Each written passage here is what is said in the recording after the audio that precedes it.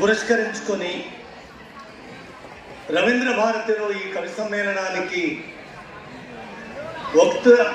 ఒక వ్యక్తిగా నన్ను రవీంద్ర భారతి గవర్నమెంట్ నేపథ్యములో రాష్ట్రము సిద్ధించిన తర్వాత నేనొచ్చిన మొట్టమొదటి సభ ఇది.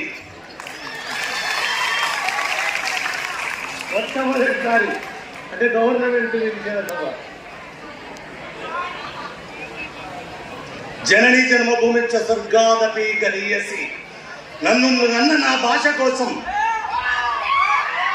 తండ్రి తండ్రి తండ్రి తండ్రి అరే అయ్యా ఓ అయ్యలు జరానురయ్యా.